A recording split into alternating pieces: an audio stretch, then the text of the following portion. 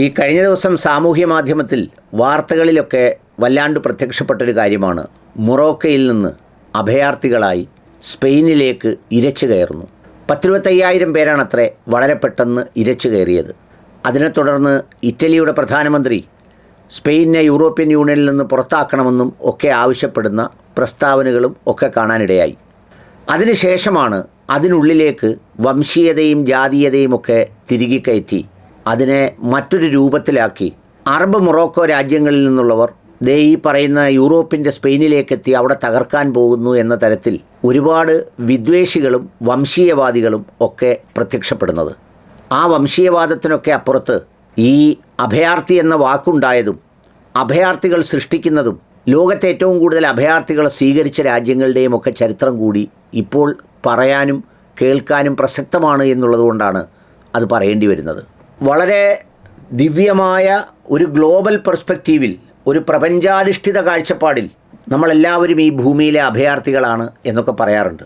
കുറച്ചു കാലത്തേക്ക് വിവിധ രാജ്യങ്ങളുടെ, ഗോത്രങ്ങളുടെ, വർണ്ണങ്ങളുടെ, മതങ്ങളുടെ സമ്പത്ത് കൈകാര്യം ചെയ്യുന്നവരുടെയൊക്കെ കേവലമായ ഒരു രൂപവും ഭാവവും താൽക്കാലികമായി അഭിനയിച്ച് തീർത്ത് മടങ്ങുന്ന അഭയാർത്ഥികൾ. ഈ പ്രപഞ്ചങ്ങളുടെ എല്ലാ പ്രതിഭാസങ്ങളുടെയും അഭയാർത്ഥികളുമാണ് നമ്മൾ. യുദ്ധങ്ങളുടെ അഭയാർത്ഥികൾ, പ്രകൃതി പ്രതിഭാസങ്ങളുടെ, സുനാമിയുടെ, കൊടുങ്കാറ്റിൻ്റെ, വെള്ളപ്പൊക്കത്തിൻ്റെ, അഗ്നിപർവ്വതങ്ങളുടെ, ഭൂമികുലുക്കങ്ങളുടെ ഒക്കെ അഭയാർത്ഥികളായി മാറുന്ന രാജ്യങ്ങളെയും ജനങ്ങളെയും ഒക്കെ നമ്മൾ കണ്ടിട്ടുണ്ട്.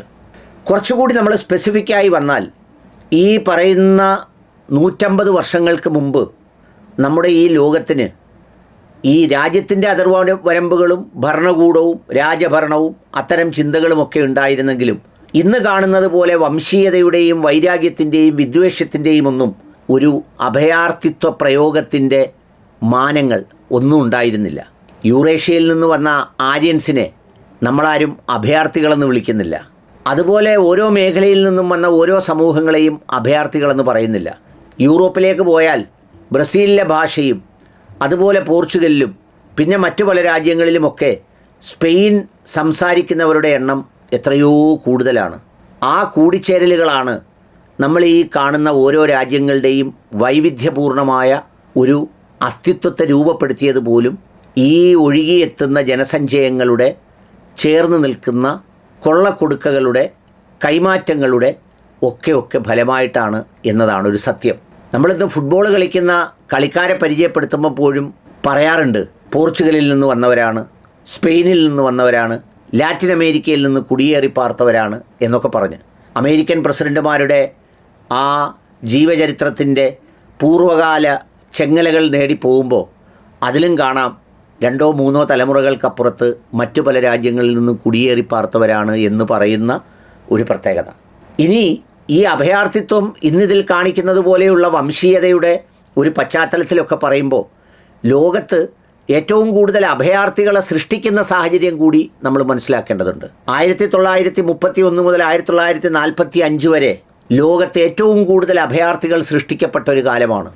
ആ ലോകമഹായുദ്ധങ്ങളുടെ ചരിത്രമെടുത്ത് നോക്കിയാൽ അതിലെല്ലാം ഇന്ന് വലിയ രാജ്യങ്ങൾ എന്ന് സ്ഥാപിക്കപ്പെടുന്ന യൂറോപ്യൻ രാജ്യങ്ങളുടെ പാപപങ്കിലമായ, രക്തപങ്കിലമായ കൂട്ടക്കുരുതികളുടെ, കടന്നുകയറ്റങ്ങളുടെ, അധിനിവേശങ്ങളുടെ ഒക്കെ അതിരുവിട്ട ഭ്രാന്തൻ പ്രയോഗങ്ങൾ നമുക്ക് കാണാൻ കഴിയും. അമേരിക്കയിൽ യുദ്ധമുണ്ടാക്കിയതാരാ?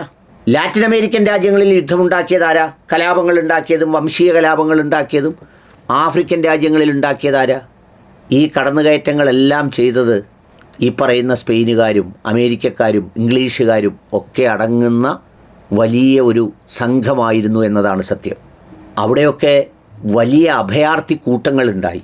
ആ അഭയാർത്ഥി കൂട്ടങ്ങളെ സൃഷ്ടിച്ചത്, അല്ലെങ്കിൽ അങ്ങനെ സൃഷ്ടിച്ച ആ രാജ്യങ്ങളെ ദുർബലപ്പെടുത്തുന്നത് ഒരു വലിയ കലയും കഴിവുമായി കാണുന്നതൊക്കെ ഈ പറയുന്ന യൂറോപ്യൻകാരും ആദരിക്കപ്പെടുന്നവരും ഒക്കെയാണ് എന്നുള്ളതാണ് ഒരു പ്രത്യേകത. ചരിത്രത്തിൽ മയക്കുമരുന്ന് കച്ചവടത്തിന് വേണ്ടി, ഒപ്പിയം കച്ചവടത്തിന് വേണ്ടി, കൊക്കൈൻ കച്ചവടത്തിന് വേണ്ടി ഒരു യുദ്ധം നടത്തിയിട്ടുണ്ട് ഇംഗ്ലീഷുകാർ. അവർ നടത്തിയത് ചൈനയിലാണ്. നോക്കണം, ചൈനയിൽ പോയി ചൈനയ്ക്കെതിരെ യുദ്ധം ചെയ്യുന്നു. എന്താ കാര്യം? അവിടെ മയക്കുമരുന്ന് വിൽക്കണം, ഒപ്പിയം വിൽക്കണം. നമ്മളെപ്പോലെയുള്ള രാജ്യങ്ങളെ കോളനിയാക്കി ഇവിടെ കഞ്ചാവും മയക്കുമരുന്നുമൊക്കെ സൃഷ്ടിച്ച് വളർത്തി ഇടുക്കിയിലെ പ്രദേശങ്ങളിൽ നിന്ന് പോലും കഞ്ചാവ് ഉണ്ടാക്കി അത് കടത്തിക്കൊണ്ടുപോയി ലോകത്ത് വിൽക്കാൻ കഴിയുന്ന രാജ്യം ചൈനയാണെന്ന് മനസ്സിലാക്കി അവിടെ വിൽപ്പന നടത്താൻ വേണ്ടി യുദ്ധമുണ്ടാക്കിയവരുടെ പേരാണ് ബ്രിട്ടീഷുകാർ. നമ്മുടെ രാജ്യത്തെ ഏറ്റവും വലിയ അഭയാർത്ഥി പ്രശ്നത്തിന് കാരണമായ, നമ്മുടെ രാജ്യത്തിന് അതിർത്തി വരച്ചിട്ട് പോയി ഈ രക്തപങ്കിലമായ ചരിത്രം ഇന്നും തുടർന്നുകൊണ്ടിരിക്കുന്ന ചരിത്രം സൃഷ്ടിച്ചവൻ്റെ പേര് ഇതേ സാംസ്കാരിക ബ്രിട്ടൻ എന്ന് അറിയപ്പെടുന്ന അതേ ഇംഗ്ലീഷുകാരനാണ്, അതേ ബ്രിട്ടൻകാരനാണ്. അഫ്ഗാനിസ്ഥാൻ്റെ ചരിത്രത്തിൽ കാബൂൾ എന്ന് പറയുന്ന നഗരം ഒരു കാലത്ത് പാരീസിനെ താരതമ്യപ്പെടുത്തി പറഞ്ഞിരുന്നു. ഏഷ്യയിലെ പാരീസാണ് കാബൂൾ എന്ന തരത്തിൽ. അവിടെ ആദ്യം റഷ്യക്കാരൻ ചെന്നു, സോവിയറ്റ് യൂണിയൻകാരൻ ചെന്നു. അവനെ ഓടിക്കാനെന്ന പേരിൽ പിന്നീട് അമേരിക്ക ചെന്നു. ആ സോവിയറ്റ് യൂണിയൻകാരനെ ഓടിക്കാൻ വേണ്ടിയാണ് ലാദന് അമേരിക്ക തൂക്ക് കൊടുക്കുന്നത്. അവിടെ സൃഷ്ടിക്കപ്പെട്ട അഭയാർത്ഥികളുടെ കണക്കെന്താ? ആ അഭയാർത്ഥിത്വത്തിന് ഉത്തരവാദി ആരാ? അപ്പം ലോകം മുഴുവൻ അഭയാർത്ഥികളെ സൃഷ്ടിക്കുന്നതും അഭയാർത്ഥികളെ ഉണ്ടാക്കുന്നതും അഭയാർത്ഥികളെ ശക്തിപ്പെടുത്തുന്നതും എല്ലാം ഇവരുടെ കടന്നുകയറ്റമാണ് എന്നുള്ളതാണൊരു സത്യം.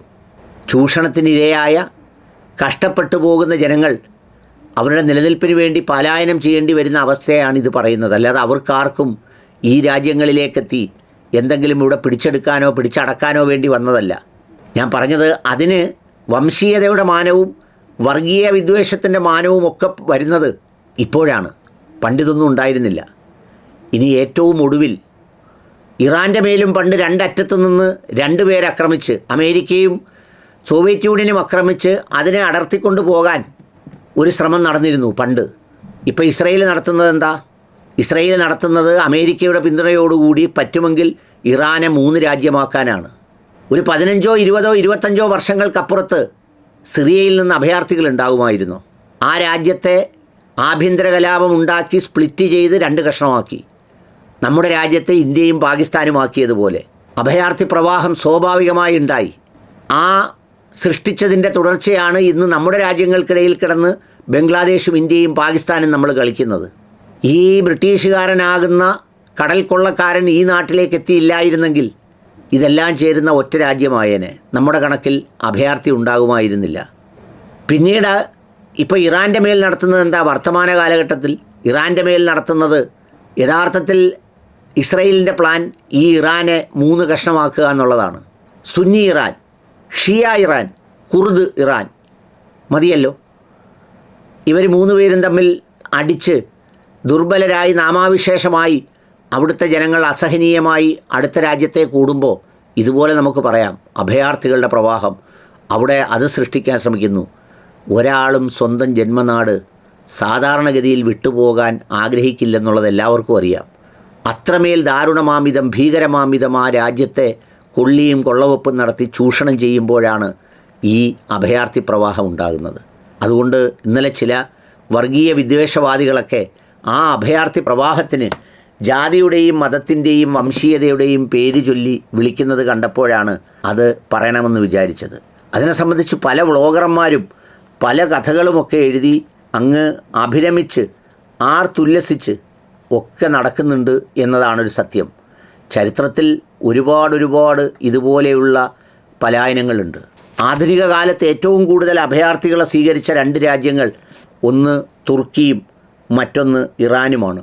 സിറിയൻ ആഭ്യന്തര യുദ്ധത്തെ തുടർന്നും സിറിയൻ അഭയാർത്ഥികളാണ് തുർക്കിയിലേക്ക് എത്തിയത്. സിറിയൻ കലാപത്തിൻ്റെ പശ്ചാത്തലം നിങ്ങൾക്കറിയാം.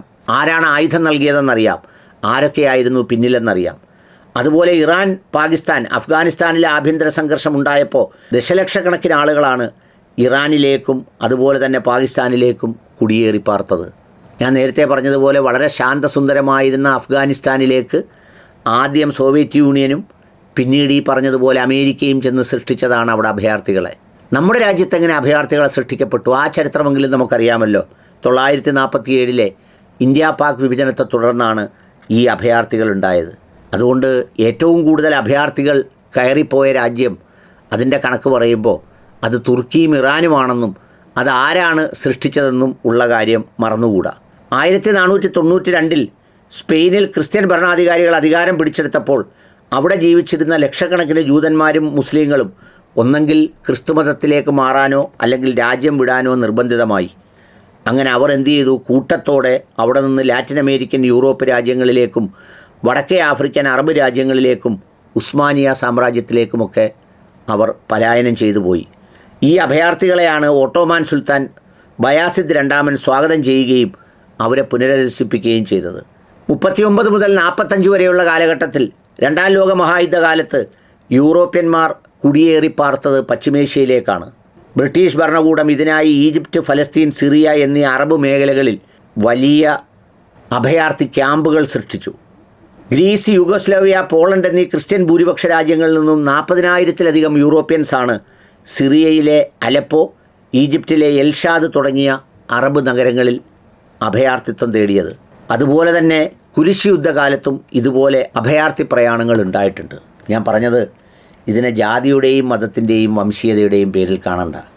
ഇത് സൃഷ്ടിക്കപ്പെടുന്നവരുടെ പശ്ചാത്തലം, അവരെന്തിനാണിത് ഉണ്ടാക്കുന്നത്? പശ്ചിമേഷ്യയിൽ അഭയാർത്ഥികളെ സൃഷ്ടിക്കുന്നത് മൊത്തം ആരാ? അങ്ങനെ ഒരു അഭയാർത്ഥികൾക്ക് ഇടം നൽകിയതാണ് ഇന്നത്തെ ഇസ്രയേൽ. അതൊക്കെ ചരിത്രത്തിൻ്റെ ഭാഗമാണ്. അതുകൊണ്ട് അഭയാർത്ഥി പ്രവാഹത്തെ വംശീയതയിൽ മുക്കരുത്. അതിന് ചരിത്രപരവും സാമ്രാജ്യത്വപരവുമായ ഒരുപാട് കാരണങ്ങളുണ്ട് എന്നുള്ളത് സൂചിപ്പിക്കാനാണ് ഞാനിത് പറഞ്ഞത്.